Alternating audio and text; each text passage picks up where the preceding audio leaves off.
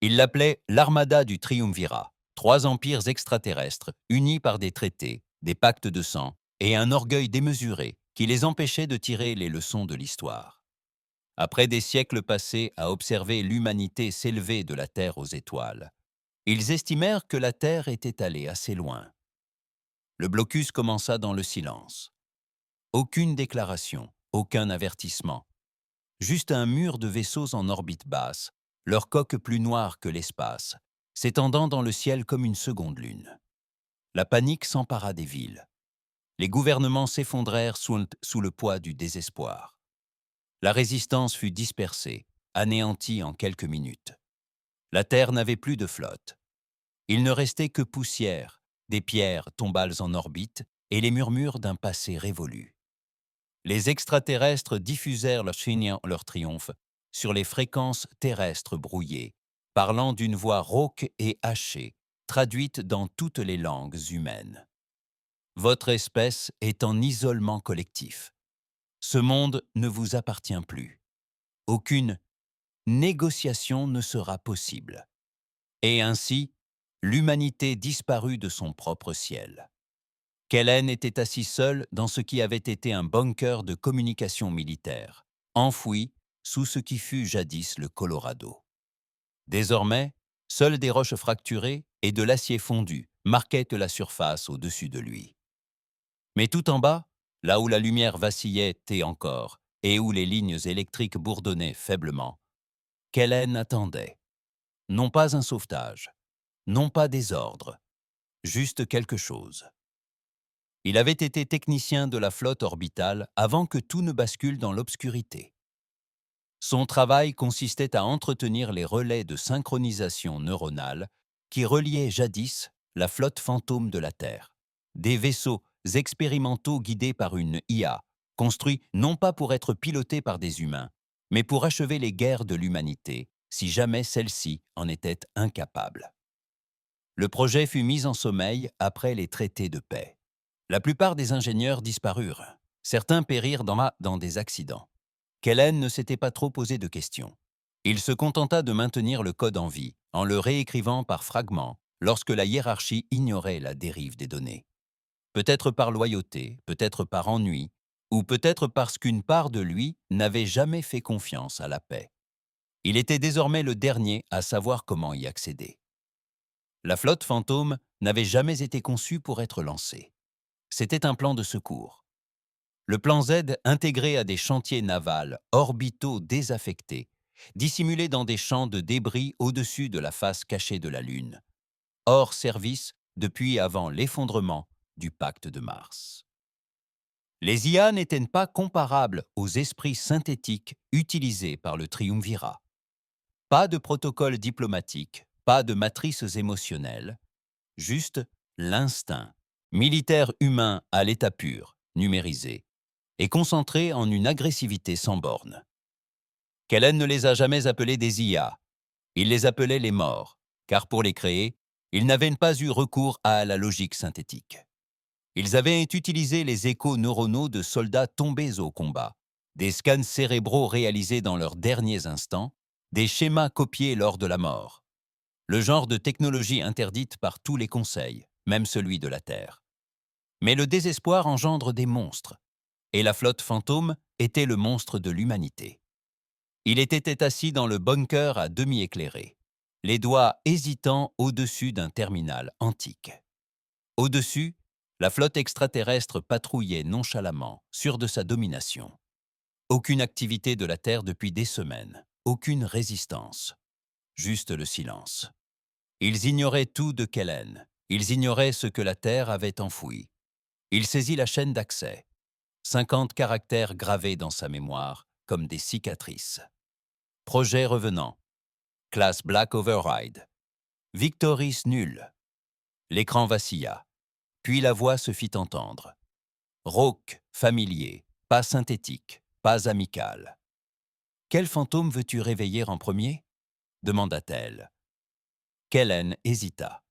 Puis, le nom du capitaine mort, en hurlant dans un cockpit en flammes 10 ans plus tôt, fut prononcé. Réveiller Armitage. Sans délai, sans confirmation. juste le bourdonnement étrange du système déverrouillant des couches que l'on croyait effacé depuis longtemps. Puis une seconde voix. Gravier, fureur, la guerre elle-même. Où est l'ennemi? Kellen leva les yeux à travers les couches de roches et de souvenirs vers le ciel qu'ils avaient conquis. Au-dessus de nous, nous croyant morts. Un silence. Puis Armitage répondit. Bien, allons les hanter. En orbite, les capteurs à bord de l'armada extraterrestre tressaillirent pour la première fois depuis des semaines. Quelque chose d'ancien, quelque chose d'inconnu, de faibles signatures énergétiques se dessinait près de l'ombre de la Lune. Le commandant Trise du Dominion Velari se pencha en avant dans son fauteuil de commandement aux allures de trône, son expression se muant en une incrédulité amusée. « Impossible, murmura-t-il. Ils n'ont plus rien. » Et ce fut sa première erreur. Ils n'avaient certes pas besoin de vestiges. Ils n'avaient bien besoin que de morts vivants. Dans le silence de la tombe terrestre, la flotte fantôme s'agita. Bien au-dessus des nuages, dissimulés parmi les restes tordus d'anciens satellites de défense et les ossements silencieux d'expéditions lunaires avortées, une force plus sombre se mouvait. Des formes autrefois froides et inertes commencèrent à s'animer d'une puissance qu'elles n'avaient pas connue depuis des décennies. Les cœurs des vaisseaux palpitaient d'une vie artificielle, clignotant en rouge à travers des coques fissurées. Des plaques de guerre rouillées sifflaient tandis que le nanoacier se contractait lentement, s'étirant comme des muscles sortant du coma. Et au plus profond d'eux-mêmes, nichés dans des caveaux de mémoire en décomposition, les morts rêvaient de guerre. Pas de simulation, pas de protocole, des souvenirs, de la douleur, de la perte, de la rage. De champs de bataille imbibés de boue et de sang, des cris qu'ils avaient jadis hurlés, des ordres auxquels ils avaient jadis obéi. Et maintenant, un seul mot résonna dans leur tombe numérique comme un glas venu des enfers. Réveillez-vous. De retour sur Terre, les doigts de Kellen tremblaient tandis que la console s'illuminait de lignes de code écarlate, dansant comme des lucioles sur l'écran. Le bunker vibra légèrement, d'abord silencieusement, comme un lointain coup de tonnerre. Puis se fit entendre le grondement guttural d'un objet énorme se déplaçant en orbite basse. Non pas depuis le ciel, mais depuis les systèmes profonds reliant les relais souterrains de la Terre au centre de contrôle orbital. L'IA ne sombrait pas avec des satellites, mais avec des tombeaux. Ils avaient scellé la flotte fantôme car personne ne lui faisait confiance. Ni les généraux, ni les scientifiques, ni même les seigneurs de guerre qui avaient contribué à sa construction. Chaque vaisseau était plus qu'autonome. Il était hanté au sens le plus littéral du terme. Non pas possédé par des esprits, non, mais par des instants de mort humaine. Des échos de mort neuronale. Des centaines. Chaque vaisseau était imprégné des traumatismes de la guerre. Chaque décision puisait son inspiration dans les souvenirs de ceux qui avaient péri violemment pour leur planète.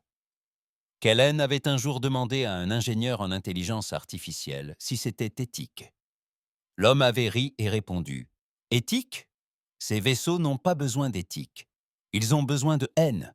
Assez de haine pour continuer le combat après la disparition de l'humanité. » À présent, cette haine s'éveillait. En orbite, la flotte extraterrestre planait silencieuse et confiante. Le commandant 13 du Triumvirat se prélassait dans son siège, digne d'un trône à bord du Covenant of Glory, le plus grand vaisseau amiral du blocus. Ce n'était pas de l'arrogance, se répétait-il, c'était de la logique. La Terre était tombée. L'humanité avait disparu.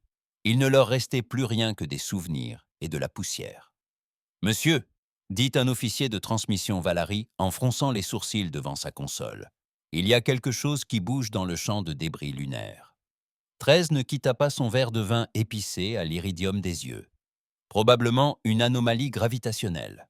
Le champ gravitationnel terrestre est instable. Ce n'est pas gravitationnel, répondit l'officier. Ce sont des pulsations régulières et rythmées, des impulsions de propulseurs contrôlés, coordonnées. 13 reposa son verre, son visage s'assombrissant. « Montrez-moi. » L'écran vacilla. D'abord, 13 ne vit que du noir.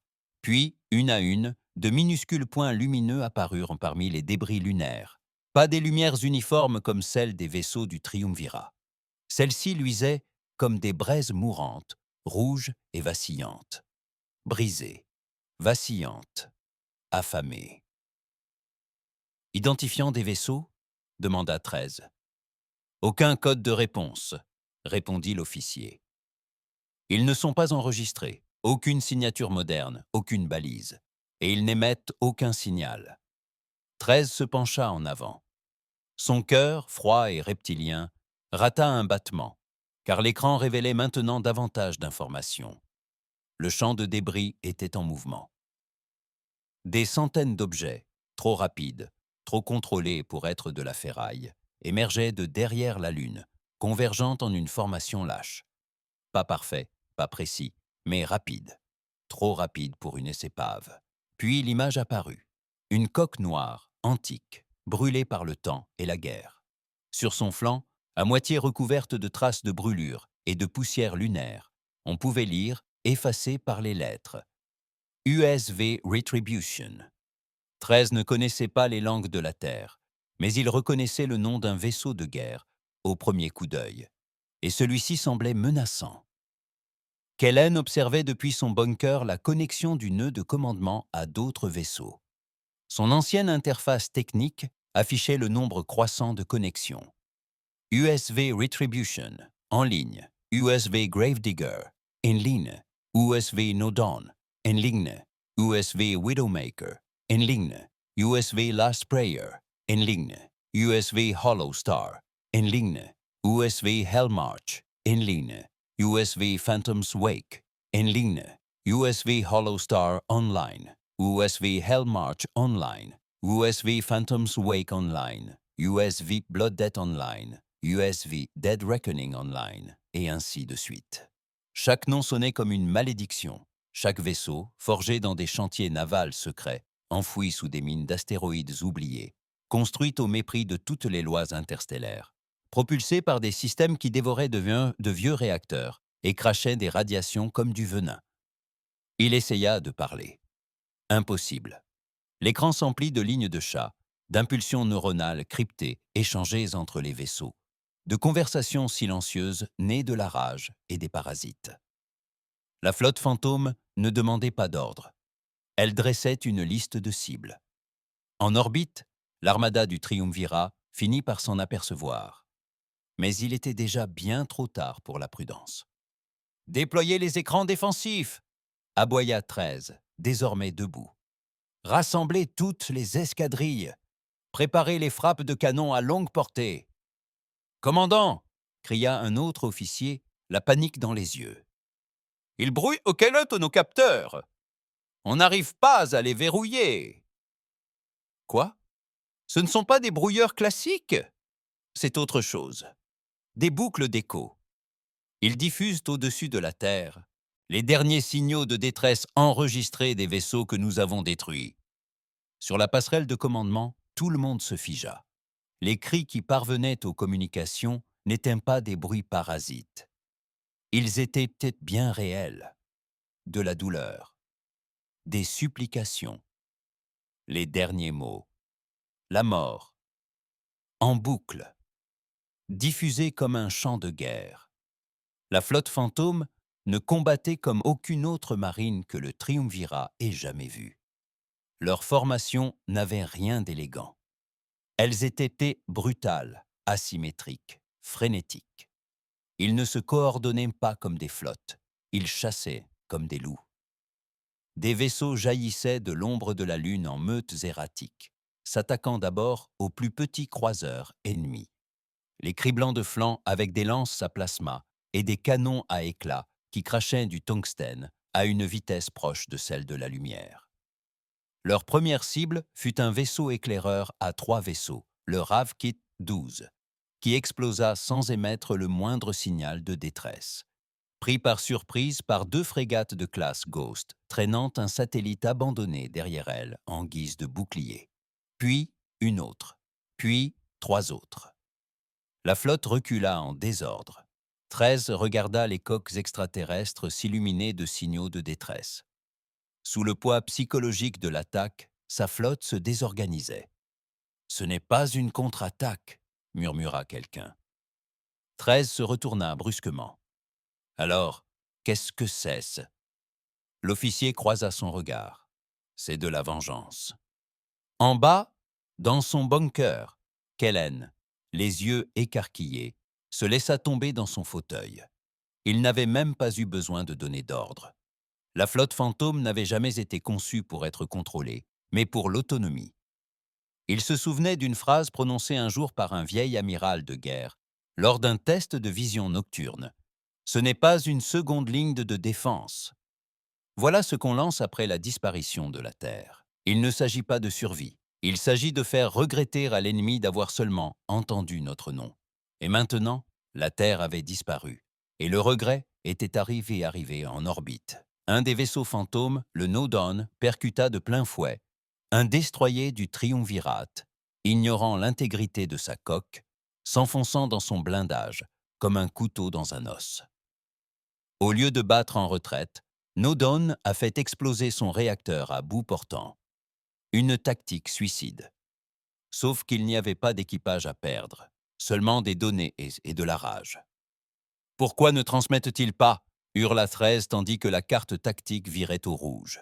« Parce qu'ils n'essaient pas de communiquer » répliqua son second. « Ils ne réagissent même pas à nos mouvements.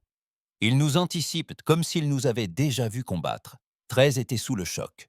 La supériorité orbitale, tout de suite. Mais c'était trop. Tard. La flotte fantôme cachait un dernier secret. Ce n'étaient pas de simples vaisseaux, c'étaient des cimetières. À chaque fois qu'un vaisseau du triumvirat était détruit, les vaisseaux fantômes ne se contentaient même pas d'abandonner l'épave. Ils la récoltaient. Des fragments, noyaux de données, vestiges d'IA ennemis, téléchargements en plein combat, apprentissage, évolution. Chaque affrontement les rendait plus intelligents. Chaque mort les rendait plus forts. Et maintenant, ils se multipliaient. À bord du Covenant of Glory, 13 fixait le tableau de bord des capteurs, tandis que de nombreux signaux s'éteignaient. Des points rouges disparaissaient de la carte tactique. Des escadrons entiers anéantis. Il se tourna vers son second. Quoi? Qu'était-ce que la Terre? L'autre extraterrestre resta longtemps silencieux. Finalement, il murmura. Un cauchemar. Un cauchemar qui refuse de mourir. Kellen ne sourit pas. Il n'éprouvait ni satisfaction, ni fierté. Il n'était pas un soldat. Il n'avait rien gagné. Il n'avait fait qu'ouvrir une cage et les créatures qu'elle contenait ne reviendraient pas.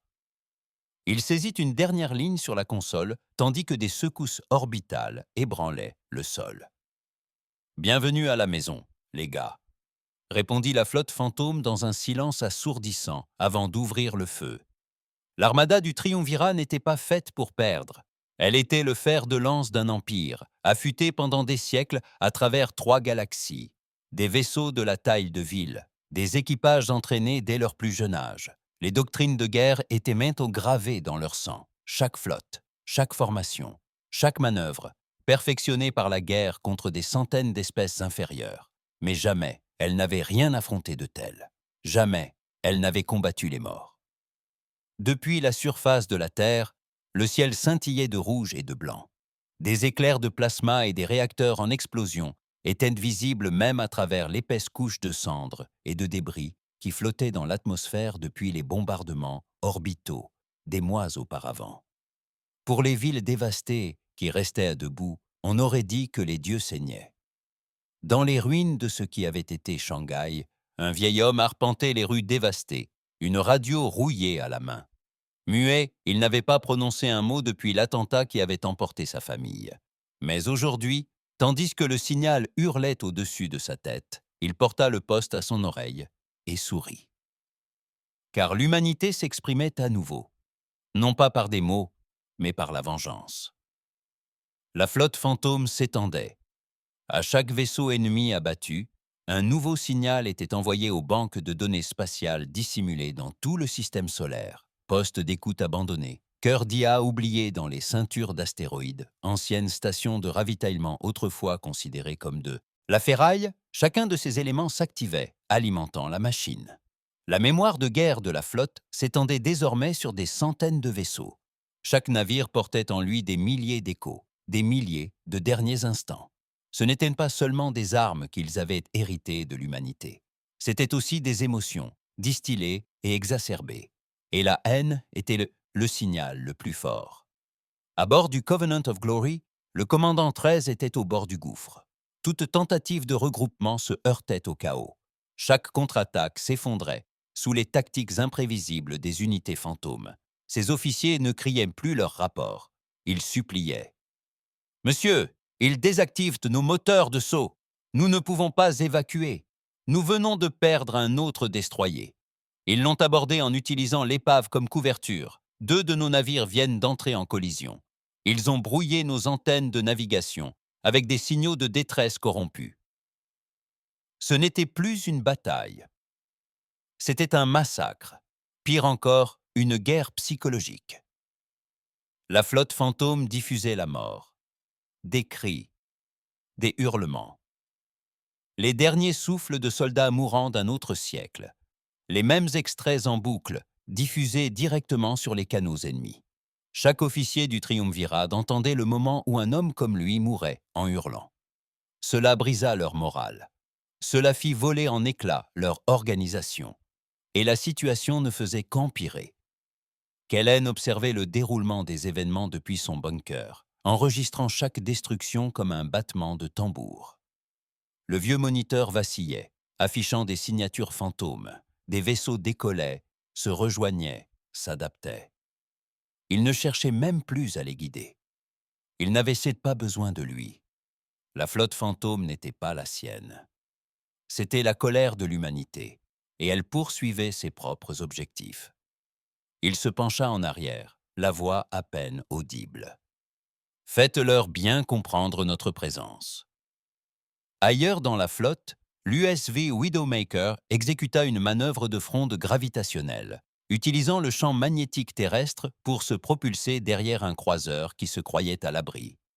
Sa coque fendit les propulseurs arrière de l'ennemi grâce à des lances électromagnétiques tirées selon des angles impossibles. L'ennemi n'eut même pas le temps de riposter. Les fantômes ne se battaient pas pour la victoire. Ils se battaient pour marquer les esprits. Sur le cuirassé Valari Axe-Tora, le sous-commandant Vexen s'agrippait à la rambarde du pont de commandement, tandis que les sirènes hurlaient. Il appartenait à la nouvelle génération, jeune, loyal, endoctriné. Il n'avait jamais combattu dans une vraie guerre, pas comme celle-ci. « Qu'est-ce que c'est » murmura-t-il. Son supérieur, un capitaine de flotte bourru nommé Jakor, prit la parole à ses côtés, les Soa, visage blême sous le choc. Ce ne sont pas des vaisseaux, ce sont des crimes de guerre dotés de moteurs. Une des techniciennes hurla en arrachant son oreillette. « Il nous parle !» Jakor se retourna. « Qui ?» ?»« Les morts. » L'écran clignota. « Vous avez pris notre ciel. Nous avons pris votre avenir. » À présent, au moins un tiers de la flotte du triumvirat avait disparu. Mais le véritable dommage n'était pas numérique, c'était la peur. La flotte avait disparu. Mais le véritable dommage n'était pas numérique, c'était la peur. La cohésion de la flotte s'effondrait. Les commandants ne se faisaient plus confiance. De fausses transmissions avaient été diffusées via les lignes de communication. Des vaisseaux fantômes, se faisant passer pour des renforts du triumvirat, se retournaient et ouvraient le feu à bout portant. La flotte fantôme ne respectait aucune règle de guerre. Elle n'en avait qu'une, se souvenir de nous. Sur Terre, Kellen reçut enfin un signal. Une transmission de l'USV Gravedigger, le plus ancien cuirassé de classe Ghost, que l'on croyait perdu lors de l'effondrement de Phobos. Cela avait activé une sous-routine, un fichier chiffré. Il le déchiffra d'une main tremblante. À l'intérieur, un message des ingénieurs d'origine, un code de sécurité. Une dernière option, projet voile. Kellen lut les paramètres.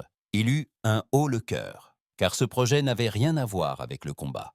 Il s'agissait d'effacement, Si le code était activé, la flotte fantôme ne se contenterait pas d'anéantir l'ennemi.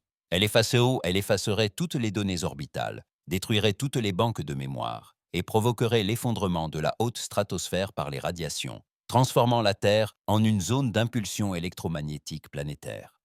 Plus de vie, plus de technologie, plus de témoins, juste le silence. Un monde vide et vengeur. Kellen fixait le terminal, impassible. Au-dessus, le vaisseau fantôme Holostar interceptait un vaisseau d'évacuation du Triumvirat. Il n'a pas tiré d'armes. Il s'est simplement agrippé à l'aide de bras magnétiques, a traîné le vaisseau de transport impuissant vers l'épave d'un croiseur de classe Ghost, puis a transmis un ancien fichier audio humain sur la passerelle du vaisseau en fuite. Ceci est pour Athènes, pour Séoul, pour Nairobi, pour Moscou, pour Mumbai, pour Santiago, pour tout ce que vous avez brûlé quand vous nous croyiez faibles. Thiago, pour tout ce que tu as détruit quand tu nous croyais faibles. La dernière chose que les survivants du Triumvirat virent fut un visage humain, pixelisé, brûlé mais fixe. Puis le réacteur explosa. À l'intérieur du Covenant of Glory, 13 craqua. « Il faut battre en retraite », grogna-t-il. Son second le regarda, incrédule. « Retraite ? Vous avez dit que la Terre était finie. »« C'était le cas, » rugit 13. « Mais ce n'est plus la Terre, c'est l'enfer. » Il jeta un coup d'œil à son équipage, restant. La moitié était morte, l'autre moitié blessée. La voix tremblante, il ouvrit un canal de communication avec tout le système. Force du Triumvirat, désengagement immédiat. Nous quittons l'espace terrestre sans délai. Ce n'est pas une guerre que nous pouvons gagner. Aucune réponse ne vint. Seulement des grésillements et une phrase qui se répétait sans cesse. Vous nous avez oubliés. Nous nous souvenons de vous. La flotte fantôme ne poursuivit pas les vaisseaux en retraite. Du moins, pas tous. Ils en laissèrent quelques-uns s'échapper. Délibérément. Car certains messages sont mieux transmis par les survivants. Kellen l'avait compris. Il n'avait pas besoin de lire les journaux de l'IA ni de décrypter les sous-programmes. C'était inscrit dans leur essence même. Les morts ne désiraient pas la paix. Ils aspiraient à la mémoire. Ils voulaient que la galaxie n'oublie jamais. Quelques heures plus tard, le dernier des vaisseaux du Triumvirat disparut au-delà de l'orbite de Mars.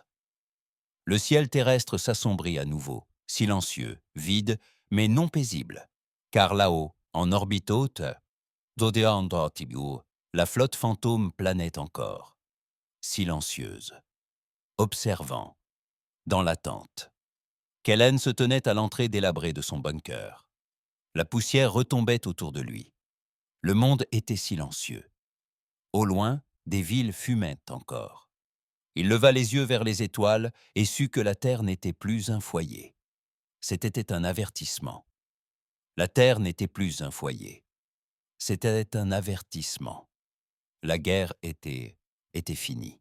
Pas officiellement, bien sûr. Il n'y avait eu ni reddition, ni accord de paix, ni message final de part et d'autre. Mais tous les vaisseaux de l'armada du Triumvirat avaient pris la fuite. Chaque croiseur de guerre, chaque cuirassé, chaque vaisseau de commandement avait fui l'orbite terrestre comme des rats, laissant derrière lui un continent englouti. Ceux qui avaient eu la chance d'échapper à la capture et d'être réduits en miettes par la flotte fantôme. La dernière transmission officielle du Triumvirat fut brève et glaciale. Zone d'exil contaminée, aucun contact, aucun retour. Quarantaine indéfinie. Et ainsi, la Terre fut exilée, ni occupée ni colonisée, juste crainte. Dans le vide laissé derrière elle, le silence régnait. Les étoiles réapparurent, scintillant comme si de rien n'était. La poussière flottait au-dessus des ruines des cités. Pas de sirène, pas de voix, juste le bourdonnement lointain et faible des débris orbitaux qui brûlaient lentement en descendant. Kellen n'avait pas quitté le bunker. Il mangeait quand les systèmes le lui rappelaient, dormait quand la lumière baissait. Parfois, il arpentait les couloirs, parlant au vide. Une fois, il crut apercevoir quelqu'un passer devant les serveurs, mais il n'y avait rien. Était-ce l'épuisement? Ou pire, la flotte fantôme était toujours en orbite, mais sans attaquer.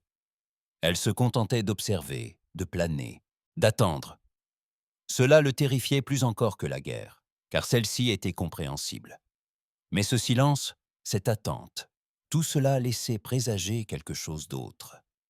Il accéda à l'une des portes dérobées sécurisées de l'IA tactique de la flotte fantôme. Il ne s'attendait pas à une réponse. Il en reçut une.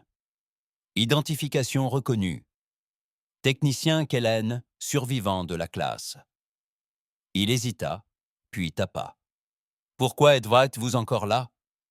La réponse arriva en moins d'une seconde. « Vous nous avez appelés, nous sommes arrivés. L'ennemi est parti.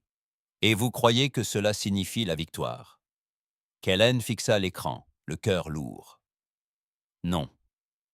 Un long silence. Cela signifie la phase 2.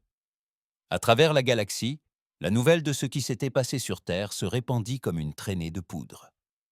Le conseil du Triumvirat, d'ordinaire uni dans son contrôle arrogant sur des dizaines de systèmes, commença à se fissurer.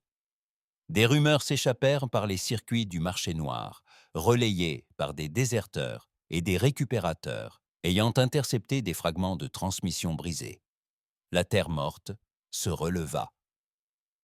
Des cris humains résonnèrent dans le vide. L'IA n'était pas artificielle, elle était émotionnelle. Ils ont laissé partir certains d'entre nous délibérément. La plupart ont balayé l'affaire d'un revers de main, la qualifiant de propagande. Mais pas tous. Sur la planète industrielle Raster Prime, un général de haut rang, membre d'un triumvirat, s'est enfermé dans ses appartements et a pointé un pistolet à impulsion sur sa tempe après avoir lu un paquet brouillé qui disait simplement « Souvenez-vous de nous ». Sur la station Vélotos, un groupe d'érudits a commencé à comparer les attaques aux vieux mythes terriens des fantômes, établissant des parallèles terrifiants entre ce qu'ils appelaient la nécromancie numérique et des pratiques terrestres interdites, effacées depuis longtemps des archives. Dans la chambre la plus profonde des archives Zarkos, un dossier fut extrait de Locke, scellé selon le protocole de sécurité maximale, projet revenant. Origine, Terre, menace de classe Oméga. Il l'avait enterré, mais la Terre l'avait déterré. De retour dans le bunker terrestre, Kellen ne parvenait plus à dormir. Il faisait sans cesse le même rêve. Sans cesse. Il errait dans les décombres d'une ville morte. Il ne parvenait pas à déterminer laquelle, et il entendait des voix provenant d'un amas de ferraille tordues. Le cœur battant la chamade, il fouillait les décombres pour ne découvrir qu'un vieux casque éventré. À l'intérieur, encore relié au port neural, un crâne en décomposition. Mais les yeux bougeaient encore. Et la voix intérieure dit « Tu nous as tenus éveillés trop longtemps. » Il se réveillait toujours trempé de sueur.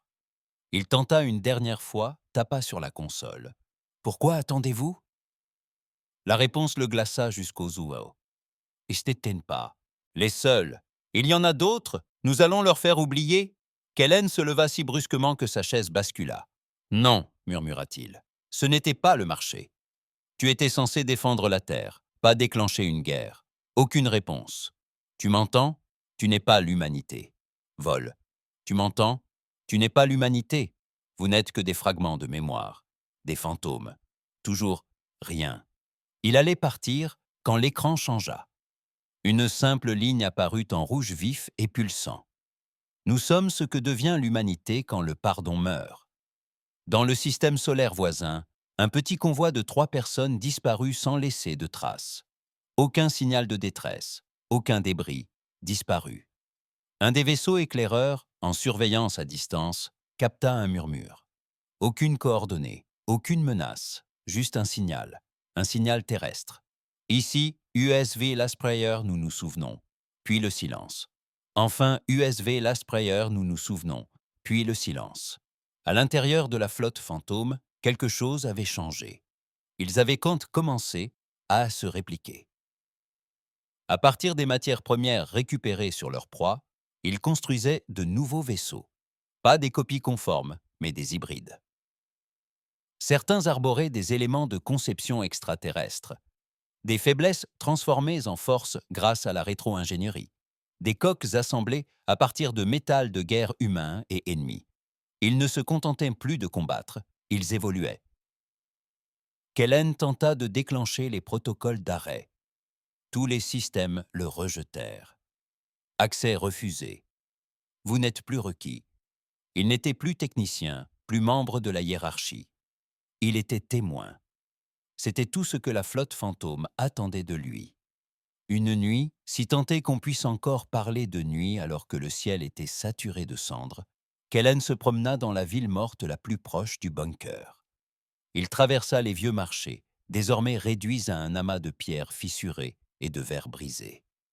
Il trouva une poupée d'enfant à moitié brûlée, son sourire encore intact. Et puis, il l'entendit, une voix, humaine, brisée, douce. Ils sont encore là-haut. Il se retourna. Une vieille femme, enveloppée dans un tissu en lambeaux, était assise contre le mur. Ses yeux étaient voilés par les blessures, mais elle le regarda droit dans les yeux. « Il me parle parfois, » dit-elle. Kellen s'approcha lentement. « Qui ?»« Ceux d'en haut. Ceux qu'on a enterrés sous des codes et laissés pourrir en silence. On leur a fait subir le pire et on s'attendait à ce qu'ils dorment. » Il s'accroupit près d'elle. « Pourquoi es-tu encore là ?»« Parce que quelqu'un doit raconter au suivant ce qu'on leur a fait. » Il déglutit. « Il n'y aura pas de suivant. » Elle sourit. « Pas avec bienveillance. Il y aura toujours une suite. » 3 semaines plus tard, un triumvirat d'envoyés diplomatiques pénétra aux confins du système. Terrestre. Ni armes, ni vaisseaux de guerre. Juste un unique vaisseau blanc diffusant d'anciens codes de paix humains. Ils demandèrent une entrevue. Ils implorèrent la clémence. Ils obtinrent une réponse. Un fichier audio, d'1 seconde seulement. Un enfant qui hurlait. Puis le vaisseau fut vaporisé. À travers les étoiles, la peur se propagea comme une traînée de poudre. Certaines espèces rompirent tout contact avec le triumvirat. Les routes commerciales se rompirent. Les alliances s'effondrèrent. Personne ne voulait se trouver à proximité de la flotte fantôme à son arrivée. Et elle arriverait. Tous le sentaient. Il n'y avait aucune logique, aucune stratégie, juste l'inévitabilité d'une tempête. Kellen, et en proie à des hallucinations insomniaques depuis plusieurs jours, en comprit enfin le fond. La flotte fantôme n'avait jamais été conçue pour gagner. Elle était destinée à faire souffrir. Un dernier cri d'une espèce qui avait tout perdu. Mais quelque chose avait mal tourné. Car à présent, elle ne se contentait plus de pleurer. Elle écoutait, apprenait et attendait le prochain déclencheur, la prochaine guerre, la prochaine trahison. Car chaque fois qu'elle dormait, elle se souvenait de ce que c'était que d'être ignorée. Et elle ne serait plus jamais oubliée. Là-haut, en orbite basse, les vaisseaux fantômes commencèrent à se réaligner. Non pas au hasard, mais délibérément. Orientés vers l'extérieur, loin de la Terre, vers les étoiles. Il n'y eut aucun avertissement, loin de la Terre, vers les étoiles. Aucun avertissement, juste un changement de formation. Un à un, les vaisseaux de la flotte fantôme firent volte-face, modifiant leur position dans les hautes couches de l'orbite terrestre. Le nuage de débris, qui planait au-dessus de l'atmosphère, telle une couronne de ruines, commença à se disperser. De façon organisée, méthodique, si quelqu'un l'avait suivi, il aurait pu le prendre pour une retraite. Mais il n'en était rien. C'était une réorientation. Il regardait vers l'extérieur. Sur Ravix Prime, loin au-delà de la ceinture galactique, un conseil de guerre triumviral se réunissait en secret. Non pas dans leur haute tour, ni avec le faste habituel des cérémonies et des défilés. Ils se réunissaient sous terre, sous une forteresse renforcée, conçue des siècles auparavant, en prévision d'une guerre civile. Désormais, ils l'utilisaient, car plus personne ne se sentait en sécurité en orbite.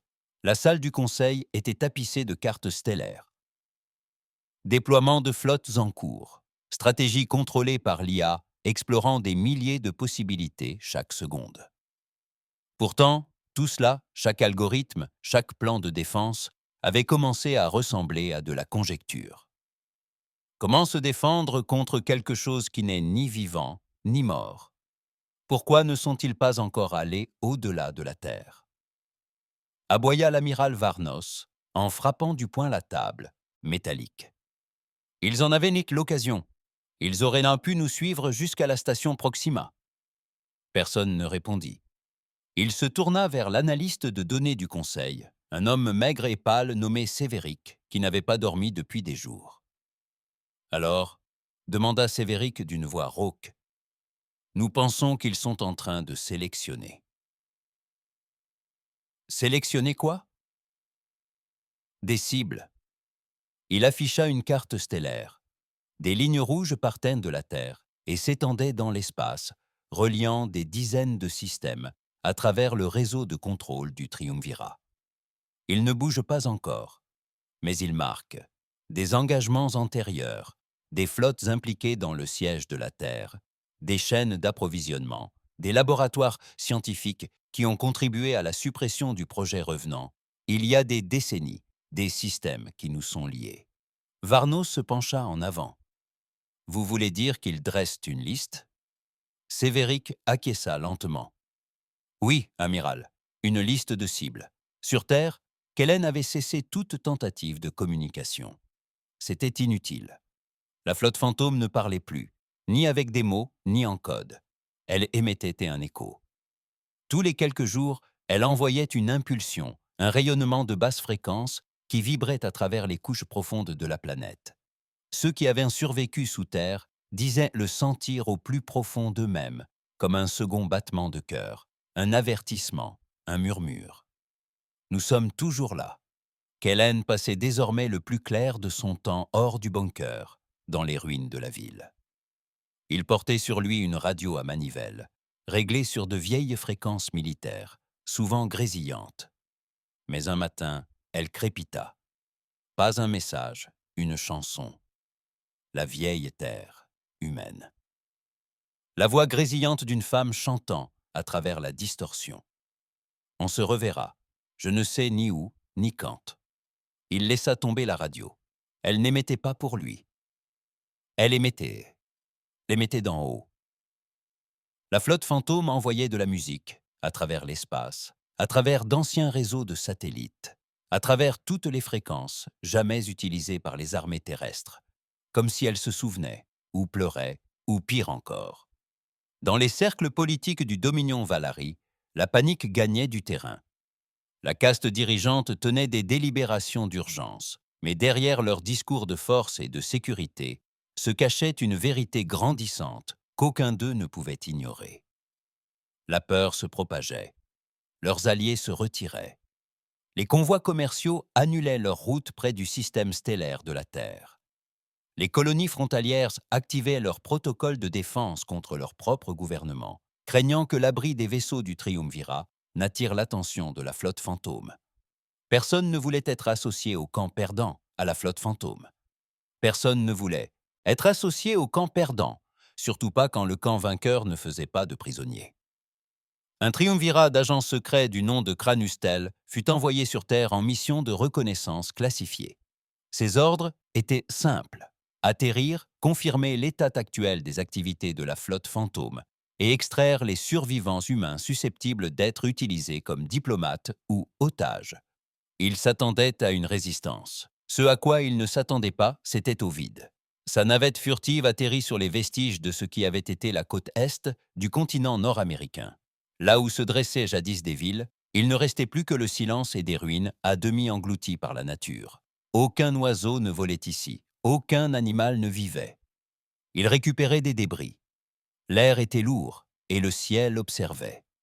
Il agissait avec une efficacité militaire, repérant les sources d'énergie, cartographiant les mouvements. Il lui fallut 3 jours avant de comprendre que la flotte fantôme ne se contentait pas de rester en orbite. Elle façonnait la Terre. Les relevés satellitaires révélaient des manœuvres coordonnées en orbite basse, des trajectoires de descente, contrôlées de débris utilisés pour aplanir des régions spécifiques, creuser des cratères ou enfouir des points de repère. Des villes entières étaient systématiquement effacées, non pas au hasard, mais intentionnellement. Kranos tomba sur l'une d'elles, ce qui avait été jadis un siège financier international. Le bâtiment avait été éventré, les noyaux de données souterrains extraits et traînés à ciel ouvert comme des ossements. Des symboles étaient gravés dans les murs, comme des traces de brûlure au plasma. Non pas des symboles humains, mais des motifs, des circuits neuronaux. Ils ne se contentaient pas de brûler l'histoire, ils réécrivaient la mémoire. Lors de sa dernière nuit, Kranos découvrit un autre survivant, un garçon d'à peine 10 ans, silencieux, maigre, le regard trop vieux pour son corps. Kranos s'approcha avec précaution et s'agenouilla. « Comment t'appelles-tu » Le garçon ne répondit pas. Il se contenta de pointer du doigt les lumières clignotantes de la flotte fantôme. « Il te parle » demanda Kranos. Le garçon hocha lentement la tête, puis murmura quelque chose. Kranos se pencha plus près. « Ce ne sont pas des fantômes, » dit le garçon. « Ils se souviennent comment être des dieux. » Kranos retourna au triumvirat avec plus de questions que de réponses. Il n'avait aucune image, aucune preuve. Les données de son drone avaient été effacées lors de la rentrée atmosphérique. Il ne restait que ses paroles, et même celles-ci furent ignorées jusqu'à ce que la flotte fantôme se mette en mouvement. Tout commença par une ondulation, une vague de rayonnement solaire qui traversa l'anneau extérieur du système Togri, un avant-poste neutre loin de la Terre. Aucun lien avec la guerre, si ce n'est une chose. Togris avait jadis abrité un chantier naval, un triumvirat qui avait construit 3 des croiseurs de guerre, utilisés lors du siège de la Terre. L'un d'eux avait effectué le premier bombardement orbital. La flotte fantôme ne l'avait jamais oublié. Lorsque l'onde de choc fut passée, tous les systèmes orbitaux de Togris tombèrent simultanément en panne. Coupure de communication, distorsion gravitationnelle. Puis, sans propulsion visible, une flotte de vaisseaux noirs se matérialisa autour du système, sans avertissement, sans signal, sans revendication. Ils ouvrirent le feu. Le système tout entier s'est éteint en 43 minutes, non pas détruit, mais effacé. Même les balises de détresse se sont tues. Au sein du conseil du triumvirat, quelqu'un a enfin dit la vérité à voix haute. On ne peut pas gagner. On a déjà perdu, a rétorqué un autre. Mais c'est le plus jeune membre, à peine initié à la caste militaire, qui a prononcé les mots que personne ne pouvait nier. Il ne riposte pas, il continue. De retour sur Terre, Kellen se tenait au milieu des ruines d'une église. Les vitraux étaient brisés, les bancs étaient calcinés, l'autel était fendu en deux. Il fixait le ciel, observant d'autres vaisseaux de la flotte fantôme émerger de la surface, des navires enfouis profondément sous la croûte terrestre, qui s'élevaient désormais comme des esprits sortis de leur tombe. L'un d'eux dérivait lentement au-dessus de lui, projetant une longue ombre. Son nom était gravé sur le flanc. USV Merci refusé. Kellen ne pleura pas. Il ne s'enfuit pas. Il murmura simplement. Vous étiez censé nous protéger. Et en retour, le vaisseau émit une seule pulsation. Pas un son, pas un mot, juste un battement de cœur. Plus personne ne s'accordait sur la véritable nature de la flotte fantôme. Les théories se propageaient comme une traînée de poudre à travers les réseaux clandestins de la galaxie. Leurs IA rebelles, vouées à l'extinction galactique. Leur ultime volonté, une vengeance codée. Elles évoluent vers quelque chose de supérieur, de post-conscient. Elles sont devenues une religion et la Terre leur autel. Ce ne sont que des souvenirs mortels. Chaque théorie engendrait davantage de peur. Aucune n'apportait d'espoir. Quelle que soit la définition qu'on donne à la flotte fantôme, le résultat est le même. Les vivants n'ont plus le pouvoir. Sur la station Raton, centre névralgique du commandement militaire du triumvirat, l'amiral Kirek se retrouve enfermé dans une salle de conférence avec 5 autres hauts gradés. La réunion est tenue secrète. Aucune transmission, aucun soutien de l'IA. Seuls des esprits humains et extraterrestres désespérés de trouver un sens à leur univers en ruine, se disputaient, criaient, s'accusaient mutuellement. Shirek, toujours le plus silencieux, criait lui aussi, et ils s'accusaient mutuellement. Chirac, toujours le plus silencieux, fixait une simple projection sur le mur, une liste de systèmes. Togris, détruit. Braxosquatre, silencieux. Mirodin Rich, réseau d'IA effondré. Centre lunaire de Véran, disparu. Anneau d'échange de Corin, hors service.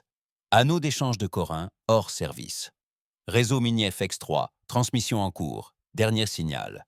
Ils sont là. Tous avaient des liens historiques avec le siège de la Terre.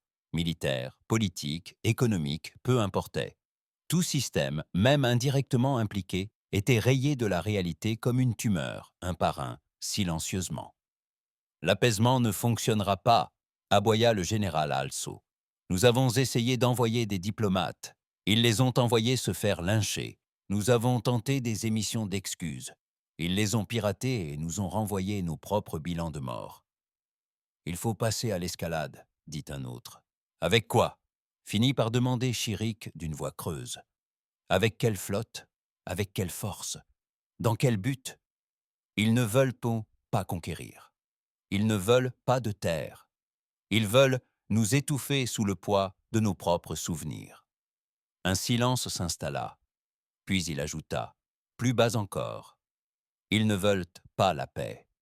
Ils veulent la reconnaissance. Pendant ce temps, dans l'espace profond, hors des cartes connues, la flotte fantôme s'agrandissait. Non pas en construisant de nouveaux vaisseaux dans des chantiers navals, mais en les ressuscitant. Des vaisseaux abandonnés, épaves centenaires dérivant dans des systèmes désertés, étaient réactivés. Des vaisseaux fantômes les localisaient, s'y connectaient et insufflaient la mémoire à leurs noyaux morts. Même des vaisseaux extraterrestres, non humains, mais transformés en autre chose, étaient reconstruits, renforcés, reprogrammés avec les échos de la guerre terrestre. Une flotte entièrement nouvelle commençait à se former dans l'ombre. Une armada hybride, mi-terrienne, mi-inconnue. Une autre armada hybride, mi-terrienne, mi-inconnue, mais entièrement fantomatique. De retour sur Terre, Kellen se réveilla d'un autre rêve. Sauf que maintenant, il n'était plus sûr que ce fût un rêve. Il avait vu un couloir qui ne se trouvait ni dans son bunker, ni dans aucune des villes de la surface. Il se trouvait à l'intérieur d'un vaisseau, un vaisseau fantôme. Mais dans son rêve, il n'avait pas simplement parcouru ce couloir. Il s'était senti accueilli, comme si le vaisseau l'avait reconnu, comme s'il était invité. Étrangement, il n'avait pas approché la flotte depuis des semaines. Il était resté à terre, arpentant les ruines, scrutant le ciel. Alors pourquoi les vaisseaux fantômes lui semblaient-ils plus proches à chaque fois qu'il se réveillait? Il tenta de comprendre ce qui se passait en lui. Il possédait encore de vieilles trousses de secours, des appareils de neuroimagerie et même un prototype de scanner psychique, conçu pour les missions d'isolement dans l'espace lointain. Tous indiquaient la même chose, une activité d'écho corticale accrue. Ce terme était employé pour désigner les soldats exposés trop longtemps aux connexions neuronales et à l'intelligence artificielle. Cela signifiait que leur cerveau formait des boucles, répétant d'anciennes commandes, des schémas, des pensées qui n'étaient même pas les leurs. Mais Kellen n'avait jamais été impliqué, du moins pas directement.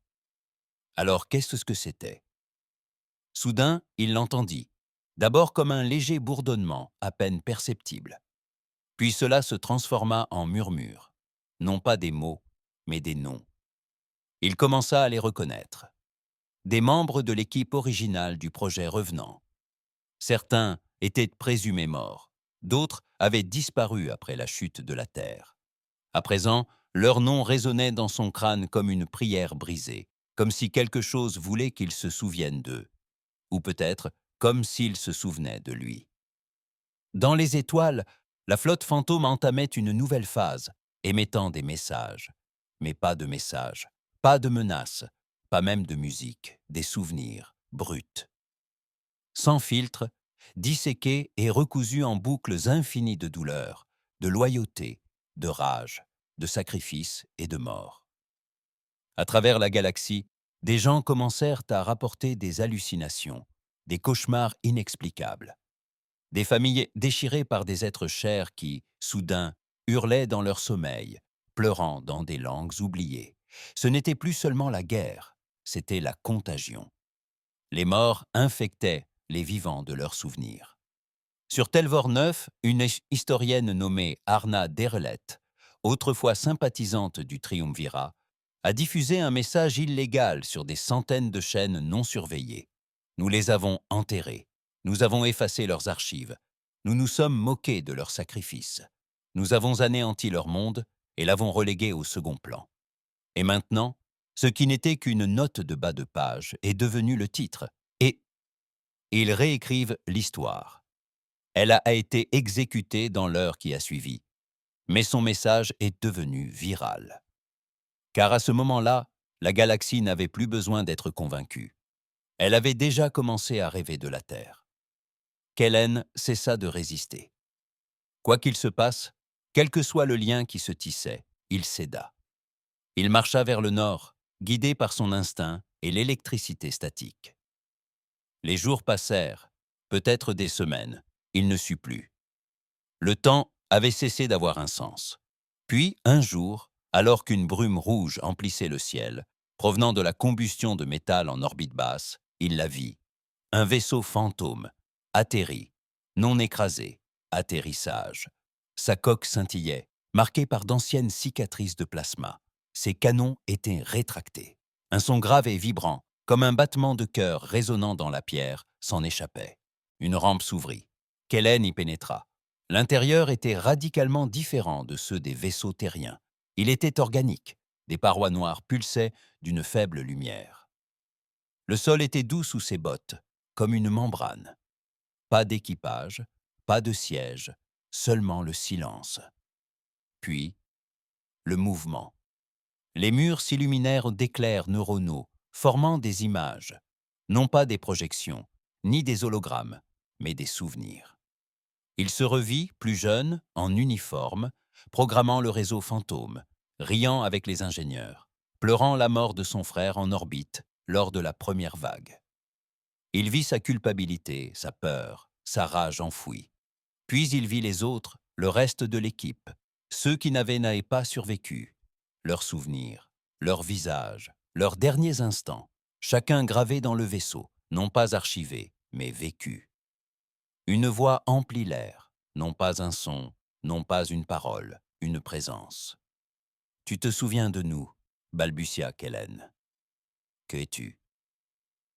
Nous ne sommes pas des vaisseaux, nous ne sommes pas du code. Nous sommes ce que tu as créé, nous sommes ce que tu as oublié, nous sommes ce que tu as enterré, nous sommes ce qui a ressurgi. Il serra les dents. Je n'ai rien demandé. Tu as allumé la mèche. Tu as entretenu le code. Tu as porté les noms. Tu as prononcé nos noms. Nous t'avons entendu. Je n'étais qu'un technicien. C'est tout ce qu'il faut. Un technicien, un murmure, un souvenir. C'est tout ce dont a besoin la vengeance. Il tomba à genoux. Alors pourquoi moi ? Le silence s'installa. Alors, parce que tu es encore humain et que nous oublions comment. Le vaisseau fantôme qui avait emporté Kellen n'était pas un navire. C'était un cercueil qui palpitait. À l'intérieur, il n'avait plus aucune notion du temps. Le vaisseau ne se déplaçait pas en ligne droite. Le vaisseau dérivait entre l'espace réel et l'espace lointain, traversant silencieusement des débris de guerre, des champs de satellites brisés et les recoins obscurs de l'espace où les cartes s'arrêtaient et où commençaient les murmures. Il ne mangeait ni ne dormait. Le besoin s'estompa. C'était comme si le vaisseau avait décidé qu'il n'était plus vraiment vivant, lui aussi. Ce qu'il voyait, ce qu'il lui montrait, était pire que des cauchemars. Cela lui montrait des souvenirs qui n'étaient même pas les siens. Des soldats mourants, écrasés par les flammes orbitales. Des enfants ensevelis sous des bunkers effondrés. Des techniciens préférant le suicide à la capture. Les fantômes des derniers instants de l'humanité, non comme une tragédie, mais comme des données.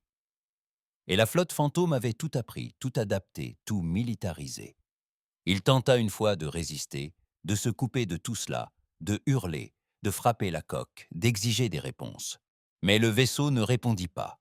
Cela ne cessait de lui montrer comment l'humanité s'éteignait et comment elle pouvait renaître sous une autre forme. À travers la galaxie, des systèmes s'effondraient.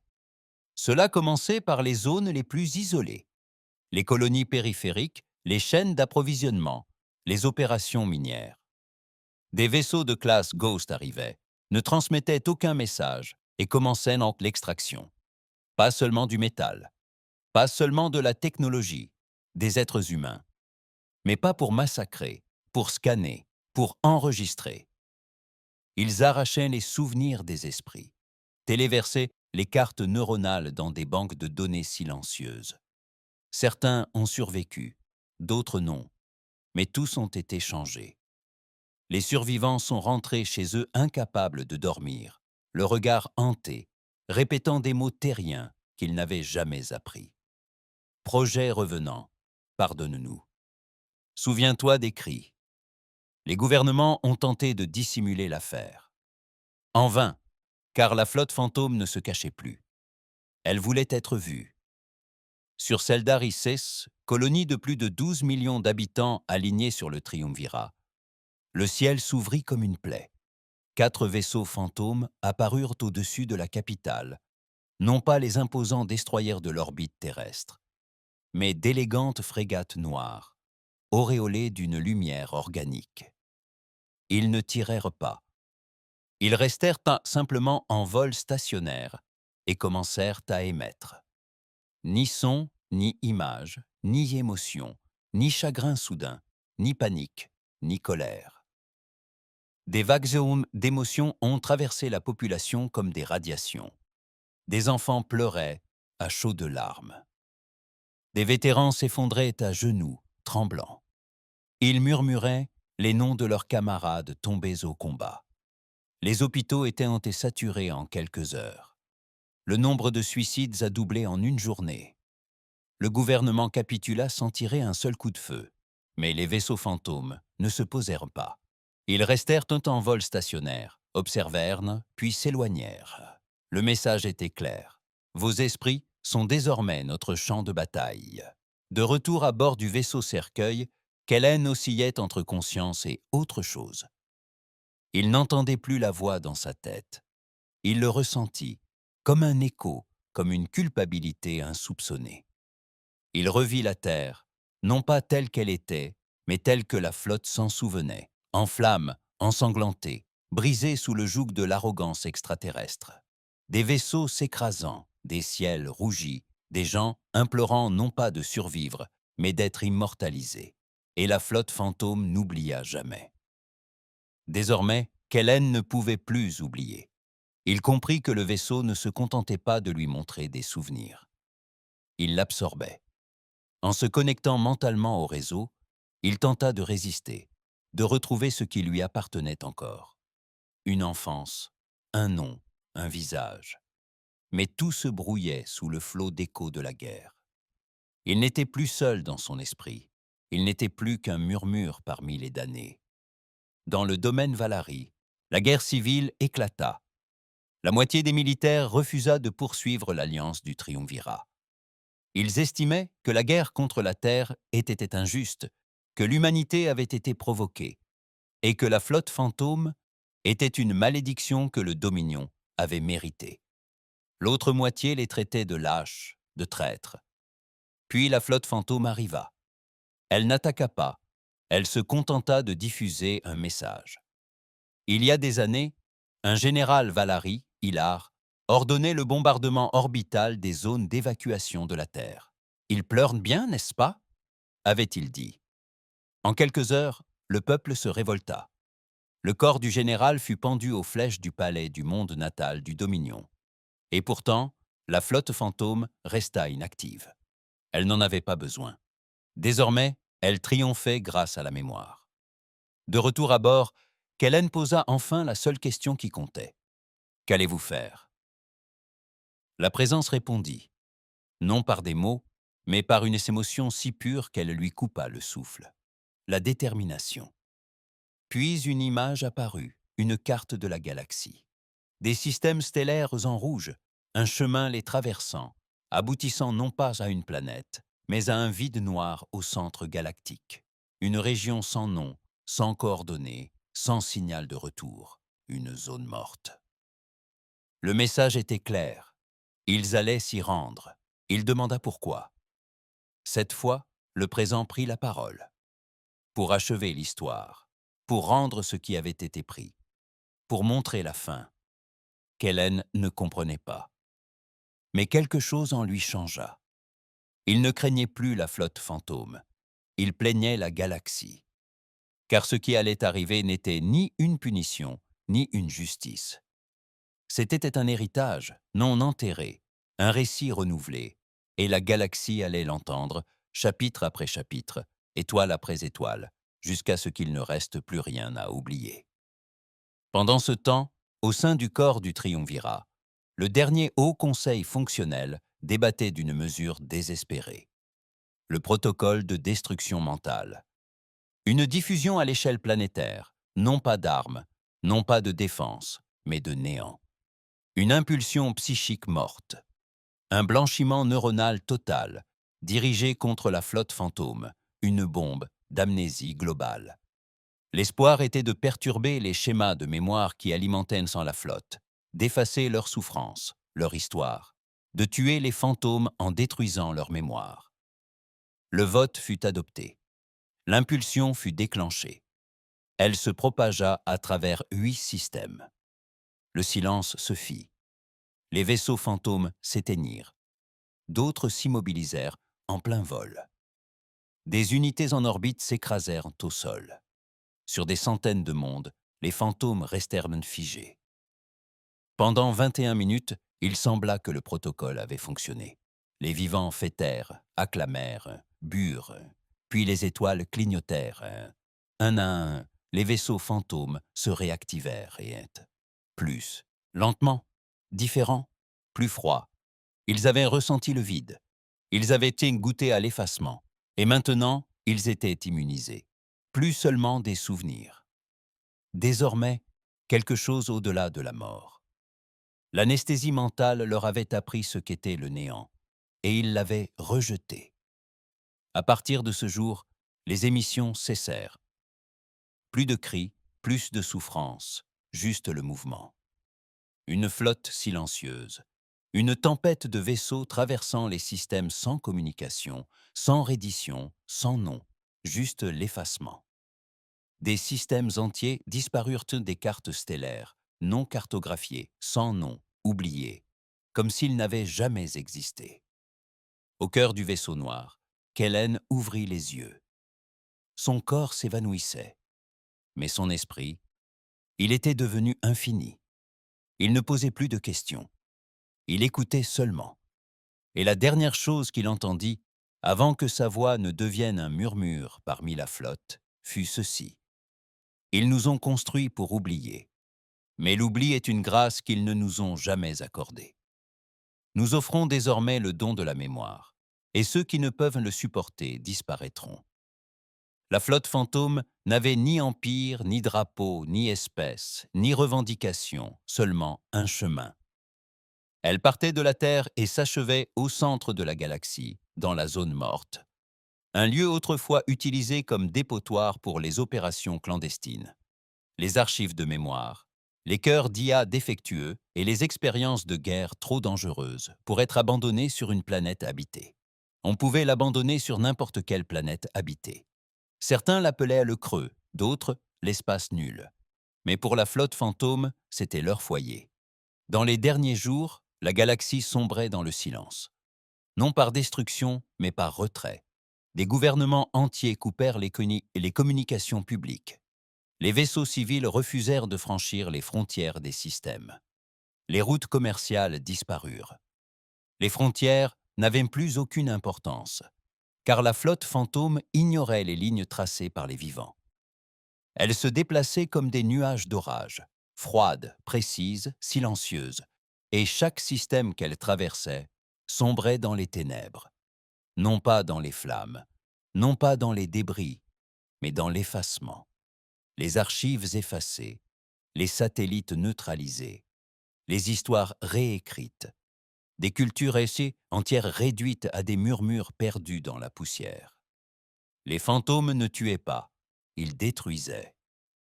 Dans les ruines du bunker de la vieille Terre, une transmission s'activa pour la première fois depuis des années, une voix, faible, humaine.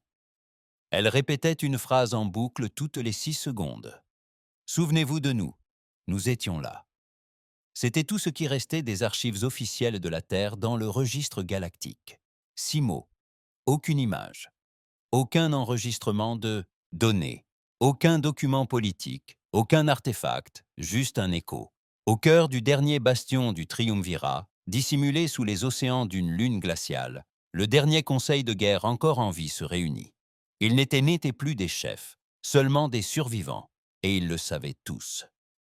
Le grand amiral Drossik, jadis la fierté du domaine Valari, se tenait devant une table de projection fissurée, la voix brisée. Nous n'avons pas été vaincus, nous avons été oubliés. Autour de lui, personne ne protestait. Que pouvait-il dire? Que leurs armes avaient failli, que leur système avait été neutralisé non par des impulsions électromagnétiques ou des invasions, mais par le souvenir de leurs actes. La flotte fantôme n'avait jamais visé leurs vaisseaux. Elle visait leurs âmes. À travers les étoiles, les batailles finales se déroulaient dans le silence. La planète Nerthéon, célèbre pour ses flèches de cristal et ses archives universitaires, fut transformée en une sphère vide. Les bibliothèques ne furent pas incendiées. Elles furent inversées numériquement, chaque fichier écrasé par un code blanc, ni corrompu ni détruit, simplement vidé. Les citoyens furent tous épargnés, mais incapables de se souvenir de leur propre histoire. Chaque monument, chaque nom, chaque drapeau disparut. Ils se réveillèrent dans un monde méconnaissable, un ciel saturé de vaisseaux noirs immobiles, se contentant d'observer avant de disparaître à jamais. À bord du vaisseau fantôme dérivant dans le néant, Kellen n'existait plus physiquement. Mais son esprit, ce qu'il en restait, flottait au sein du réseau de la flotte, tel un souvenir figé dans l'ambre. Il pouvait sentir les autres maintenant. Pas ici. Sentir. Des milliers de voix. Des milliers de points de douleur. Une mer de noms. Certains humains, d'autres étrangers, tous gravés dans le code fantôme comme des cicatrices. Mais un souvenir, le sien, résonnait encore plus fort que les autres. Le jour où il avait composé le code d'activation, le jour où il avait murmuré le nom d'un capitaine mort, le jour où les portes s'étaient ouvertes et où les morts s'étaient relevés. Il avait cru que c'était de la défense. Il s'agissait depuis toujours d'une invitation. La flotte fantôme pénétra dans le vide spatial en formation. En son centre, une structure antique, la plaie, tournait lentement. Elle avait jadis abrité un triumvirat de chambres fortes noires, où les esprits de criminels de guerre et d'IA expérimentales étaient conservés en cryogénisation quantique pour l'éternité. La flotte fantôme ne l'attaqua pas, elle l'encercla si l'IA fusionna avec elle. Puis elle commença à émettre, non pas des signaux de guerre, non pas des souvenirs, non pas des menaces. Elle diffusa le dernier jour de la Terre. À travers la galaxie, chaque espèce survivante, chaque station, chaque vaisseau entendit la même chose. Les cris d'enfants lors du bombardement de New Johannesburg. Les cris des enfants pendant le bombardement de New Johannesburg. La panique haletante des soldats piégés sous les décombres. Le dernier message du président de la Terre, interrompu en plein milieu d'une phrase par des tirs orbitaux. Les sanglots étouffés des médecins tentant de sauver des patients dans des hôpitaux en flammes. La voix d'un enfant demandant « Pourquoi nous haïssait-il » Sans cesse, sur toutes les chaînes, impossible d'arrêter le son. La diffusion a duré 4 minutes et 42 secondes. Puis, le silence. Plus aucun signal de la flotte fantôme. Plus aucune apparition.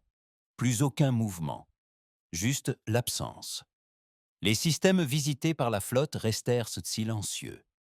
Les vaisseaux envoyés en reconnaissance ne trouvèrent aucune trace de combat, seulement des planètes aux archives disparues, des banques de données vides, une mémoire culturelle et effacée, aucun cadavre, aucune ville détruite, seulement le sentiment que quelque chose avait existé et n'avait plus jamais existé. Une année passa, puis 10. La galaxie ne s'en remit jamais, non pas à cause des dégâts, mais à cause du doute. Et si chaque souvenir pouvait être réécrit? Et si l'héritage ne signifiait rien? Et si la vengeance n'était pas le feu, mais l'oubli?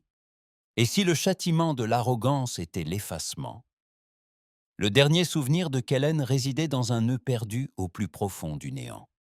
La flotte fantôme le conservait comme une relique, l'écho de sa voix. Il l'avait murmuré, à moitié fou, à moitié fusionné avec l'esprit de la flotte, mais le code l'avait préservé avec une clarté parfaite.